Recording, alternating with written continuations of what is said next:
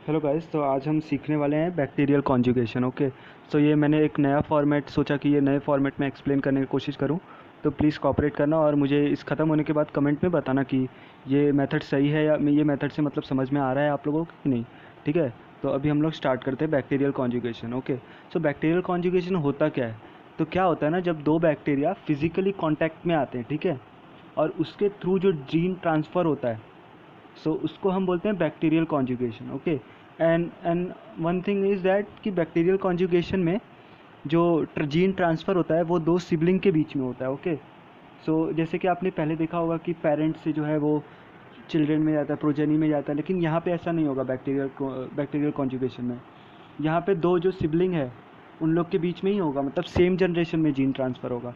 ठीक है, तो क्या होता है कि जो अपना जो डोनर है, ठीक है, तो उसमें एक एफ प्लाज्मिड करके रहता है। ठीक है, सो प्लाज्मिड मतलब क्या होता है, एक्स्ट्रा क्रोमोसोमल डीएनए, और एफ मतलब कि फर्टिलिटी फैक्टर। ओके, सो जिसके पास फर्टिलिटी फैक्टर होगा ना, तो उसके पास ये मतलब कैपेबिलिटी होती है कि वो एक पाइलस फॉर्म कर पाए। पाइलस मतलब वही जो पिले होता है, सो वो पिले फॉर्म कर पाए। ठीक है, तो जिसके पास फर्टिलिटी फैक्टर है वो पिले फॉर्म करता है, जैसा कि आप फोटो में देख सकते हैं। और फिर जो सेकंड स्टेप में दिया है कि वो पिले जो होता है जिसके पास नहीं है ये एफ प्लाज्मिड, ओके, सो वो उसके सेल वॉल के साथ जाके जुड़ जाता है।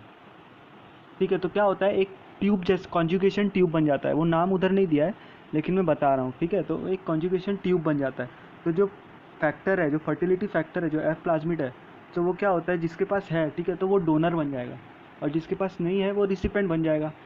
तो जो डोनर है वो अपना ट्रांसफ़र करेगा जिसके पास नहीं है। ठीक है, सो आप देख सकते हैं कि रेसिपेंट में खाली क्रोमोसोमल डीएनए। ठीक है, सो उसको फर्टिलिटी फैक्टर भेजेगा, तो फिर क्या होगा, उसकी वजह से ये भी फिर वो भी इनेबल हो जाएगा सेक्सुअली रिप्रोड्यूस करने में। मतलब कि एक ये टाइप का सेक्सुअल रिप्रोडक्शन टाइप का ये है, क्योंकि स्पायरोगायरा और ये सब में भी कुछ ऐसे ही टाइप का होता है। ठीक है, सो जो कॉन्जुगेशन ट्यूब बन गया, तो फिर क्या होगा, जो जेनेटिक जो भी ये जो एफ प्लाज्मिड है, तो जो उसका जो सेगमेंट है ना, तो वो मूव करेगा। ठीक है, तो मूव करेगा, लेकिन उसमें भी क्या होगा कि पहले डीएनए पॉलीमरेज अटैच होगा। ठीक है, तो उसकी वजह से क्या होगा, खाली उसका जो सिंगल स्ट्रैंड है वो आगे जाएगा, ऐसे मतलब दोनों स्ट्रैंड नहीं जाएगा। ठीक है, तो उसके लिए डीएनए पॉलीमरेज एंजाइम है। और रिलैक्सोसोम जो है वो क्या करेगा कि जो डीएनए जो स्ट्रेस्ड है, ठीक है, तो उस पर ज़्यादा प्रेशर है, तो वो ब्रेक हो सकता है, इसलिए रिलैक्सोसोम करके एक ये रहेगा, एक यूनिट रहेगा। ठीक है, तो वो क्या करेगा, रिलैक्स करेगा।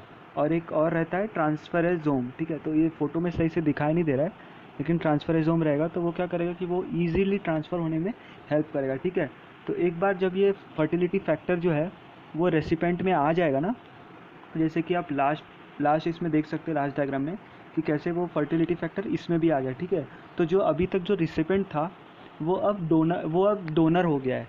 क्यों? क्योंकि जो डोनर था, जो पहले वाला ओल्ड डोनर, उसने अपना ट्रांसफ़र कर दिया फर्टिलिटी फैक्टर इसमें। ठीक है, लेकिन जो ओल्ड डोनर है ना, वो पूरी तरीके से अपना ये नहीं करेगा। वो मतलब कि इतना ही ट्रांसफ़र करेगा कि उसके पास भी रहे, और जो नया जो डोनर बना है उसके पास भी आ जाए। तो ये पूरा एफ प्लाज्मिड का कॉन्सेप्ट है। ठीक है, तो ये ट्रांसफ़र होगा। लेकिन और एक केस है, जैसे कि ये सब सेल्स को क्या बोलते हैं, जिसके पास फर्टिलिटी फैक्टर होता है ना, तो वो सेल्स को हम लोग बोलते हैं एफ प्लस सेल्स। ठीक है, और जिसके पास नहीं होता, जैसे रेसिपेंट हो गया ये, ठीक है, तो इसके पास नहीं है, तो ये सेल्स, ये टाइप के सेल्स को हम बोलेंगे एफ माइनस सेल्स। ठीक है, सो और एक चीज़ मैं एक्सप्लेन करना चाहता हूँ, ये वो चीज़ ये फोटो में नहीं है लेकिन मैं ऐसे ही बता देता हूँ। ठीक है, देख रहे हैं आप, सेकंड स्टेज में कॉन्जुगेशन ट्यूब फॉर्म हुआ है दोनों सेल्स के बीच में। ओके, जो ग्रे पार्ट में दिखा है। सो कभी कभी क्या होता है कि ये कॉन्जुगेशन ट्यूब जो है वो ब्रेक हो जाता है।